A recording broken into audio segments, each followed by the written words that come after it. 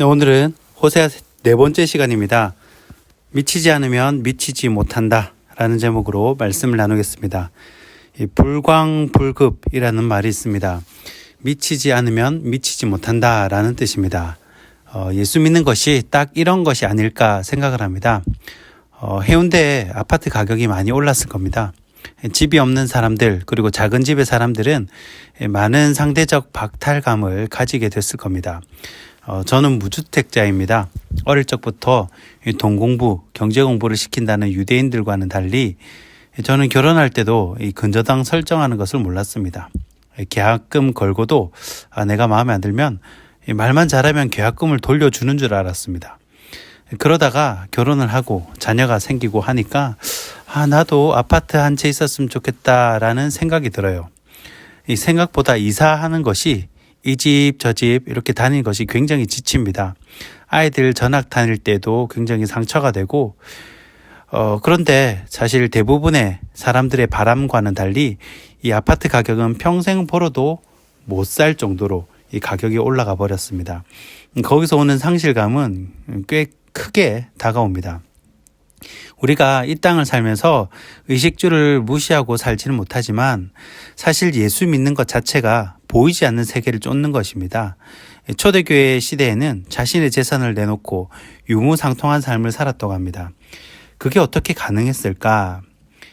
지금으로 치면 아파트 팔아서 자기는 전세 들어가고 그 돈으로 교회에 헌금을 했다는 건데 이 어려운 이웃들과 나누고 베풀고 그렇게 살았다는 거예요. 어떻게 보면 참 미친 것 아닌가라는 생각이 듭니다. 그런데 우리가 예수 믿는 것 자체가 미친 것입니다. 그래서 세상 사람들이 무엇이라고 말합니까? 미련하다라고 말하는 겁니다. 그렇게 보이죠. 뭐하러 주일에 교회를 갑니까? 가족이랑 여행을 가든지 아니면 집에서 영화 보면서 쉬는 게 훨씬 나을 수가 있죠. 그래서 세상 사람들 보기에는 교회 다니는 사람들은 미련한 사람들입니다. 미친 사람처럼 보이는 거죠. 그래서 고린도전서 1장 18절에 사도 바울이 그럽니다. 이 십자가의 도가 멸망하는 자들에게는 미련한 것이요 라고 이렇게 기록합니다. 이 세상 사람들이 이 예수쟁이 보고 미련하다는 거예요. 왜 교회에 돈 갖다 바치고 시간 낭비하냐는 겁니다. 여러분, 예수는 미쳐야 믿을 수가 있습니다. 미치지 않으면 믿을 수가 없어요.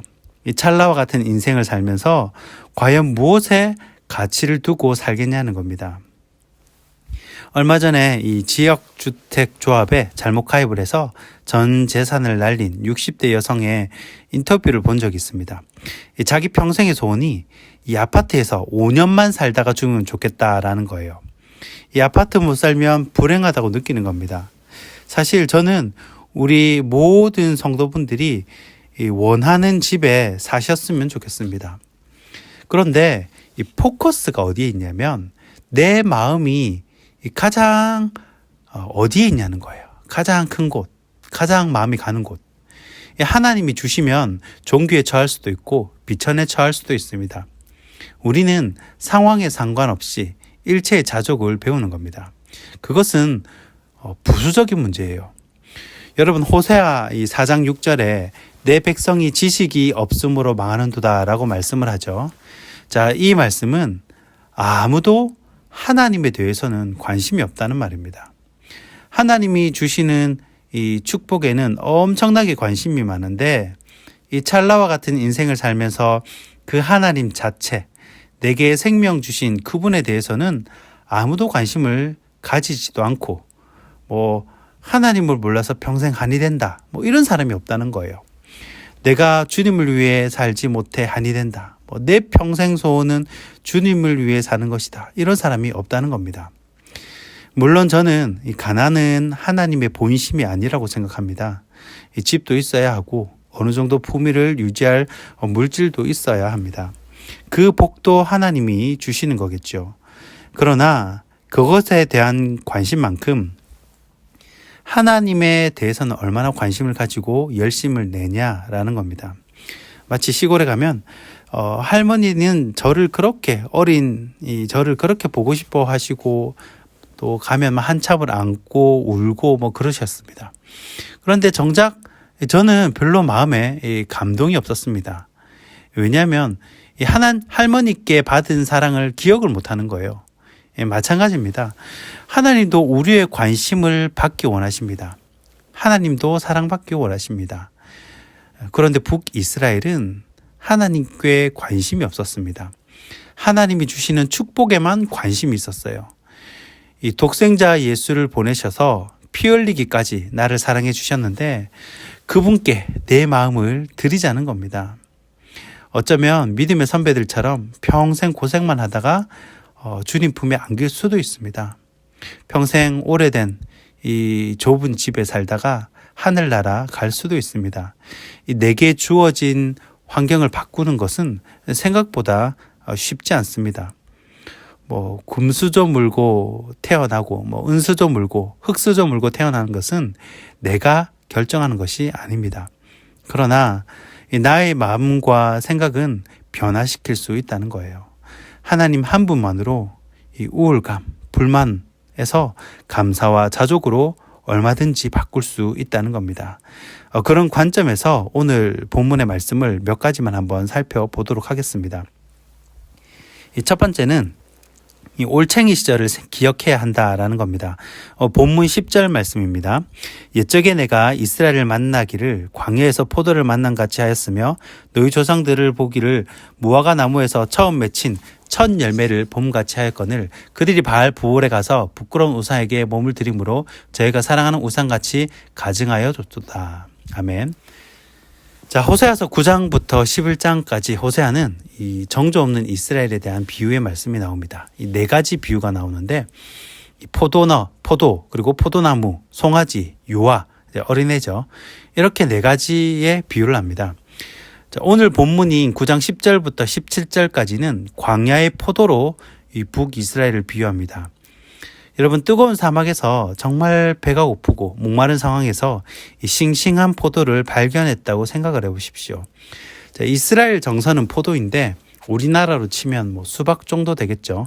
이 뙤양볕을 걷다가 시원한 수박을 만난 뭐 그런 기분 얼마나 좋겠습니까? 그렇게 하나님은 사막의 포도원을 발견하고 무화과 나무의 첫 열매를 본 것 같이 이스라엘을 아름답고 기쁘게 여겼다는 겁니다. 그래서 언약을 맺죠. 그런데 이스라엘이 이 발람의 꾀를 쫓아 바알에게 풍요를 빌고 음란이 그 이스라엘 가운데 들어오게 됩니다. 아니, 지금까지 인도해 주신 분이 누군데 이 광야에서 살리시고 또 가나안 땅에 정착하게 하신 분이 누구신데 그때 이 올챙이적 생각을 하지 않는다는 겁니다. 내가 가진 모든 것이 주님의 은혜라는 걸 모르는 거죠. 내가 누리는 모든 것은 주님의 은혜입니다. 그래서 자족할 줄 알아야 하고 나눌 줄 알아야 하고요. 베풀 줄 알아야 합니다. 옛날 이 믿음의 선배들은 가난하게 살았어도 작은 것 하나 나눠 먹을 줄 알았습니다. 이웃에게 베풀 줄 알았어요. 거기에 감사가 있고 자족이 있다는 겁니다. 두 번째는 이 환경이 좋다고 되는 것은 아니다입니다. 본문 13절 말씀입니다. 내가 보건대 에브라임은 아름다운 곳에 심긴 두로와 같으나 그 자식들은 살인하는 자에게로 끌어내리리로다. 아멘. 자, 에브라임은 북이스라엘을 말합니다. 가장 크고 힘센 지파입니다. 여러분, 에브라임은 처음에는 아름다운 곳에 심긴 두로와 같았습니다. 굉장히 환경이 좋고 조건이 좋았습니다. 입지가 좋았다는 거죠. 그런데 오히려 탐욕을 부리고 이 죄에 빠지는 인생이 됩니다. 여러분, 우리가 뭐 1년에 한 5천만 벌었으면 좋겠다. 8천만 벌었으면 좋겠다. 뭐 1억을 벌었으면 좋겠다. 이런 마음이 다 있죠. 그런데 과연 얼마를 벌면 진짜 행복해지겠습니까? 과연 내가 이 몇 평짜리 아파트를 살면 행복하겠냐는 거예요. 이 하나님은 분명히 그것이 행복의 조건이 아님을 깨닫게 하시는 때가 있습니다. 이 잠언 15장 17절에 채소를 먹으며 서로 사랑하는 것이 살찐 소를 먹으며 서로 미워하는 것보다 나으니라 라고 말씀합니다. 우리가 어떤 돈이나 뭐 월급이나 뭐 집이나 뭐 그런 것들에 집착할 때에 사실 우리 주위에 있는 너무 소중한 것들을 놓칠 때가 많습니다. 사랑하는 나의 자녀, 아내, 그리고 남편, 이 가족이 있는 것만으로도 참으로 감사한 일입니다. 그리고 예배를 마음껏 드릴 수 있는 것, 친구가 있는 것, 가족과 함께 지낼 수 있다는 것, 그리고 그 가족에게 사랑의 표현을 하고 같이 맛있는 것을 먹고 또 함께 이야기를 나눌 수 있고, 그것이 하나님께서 우리에게 주신 누릴 수 있는 복락이라는 겁니다. 환경이 좋아진다고 다 좋아진다, 이건 아닙니다. 그 속에서 주님이 주신 복을 발견한다면 얼마든지 행복은 우리 옆에 있다는 것입니다. 주님이 주신 복, 바로 복의 근원 대신 우리 주님을 발견하는 저와 여러분이 되길 간절히 소원합니다. 이 세 번째는 하는 짓이 이뻐야 한다라는 겁니다. 본문 15절 말씀입니다. 그들의 모든 악이 길갈에 있으므로 내가 거기에서 그들을 미워하였노라. 그들의 행위가 악함으로 내 집에서 그들을 쫓아내고 다시는 사랑하지 아니하리라. 그들의 지도자들은 다 반역한 자니라. 아멘. 자, 길갈은 이스라엘의 수치를 벗어버린 장소입니다. 이 여호수아 15장에서 하나님께서 여호수아에게 출애굽한 후에 태어난 모든 2세들에게 할례를 행하도록 하셨고, 이때 하나님은 이 오늘 애굽에서의 노예로 살던 수치를 굴러가게 했다라는 의미에서 그 장소를 길갈이라고 명명하게 됩니다. 자, 그런데 그 장소가 이 우상 숭배의 장소, 또 악을 행하는 장소로 변했다는 겁니다. 모든 악이 길갈에 있다라고 말할 정도로 악의 중심지가 되었습니다. 하나님은 사랑이시기 때문에 우리가 아무리 죄를 짓고 또 세상에서 방탕하게 살아도 다 용서해 주시고 괜찮다라고 생각하시면 안 됩니다. 하나님은 우리를 사랑하시지만 죄는 미워하십니다. 아무리 좋게 생각했던 사람도, 심지어 자식이라도요, 미운 짓만 계속 골라서 하면 미워지게 됩니다.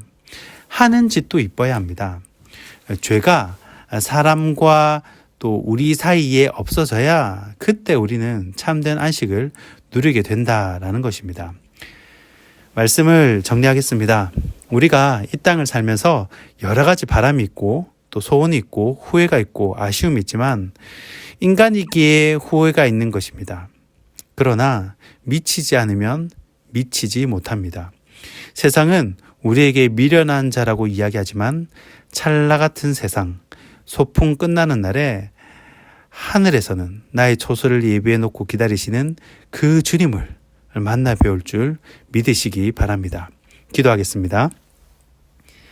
하나님, 인생을 살면서 갖고 싶은 것도 많고 하고 싶은 것도 많고 되고 싶은 것도 많습니다. 그러나 그 어떤 것도 주님보다 앞서지 않도록 주님 저희를 붙잡아 주시옵소서. 예수님 이름으로 기도하옵나이다. 아멘.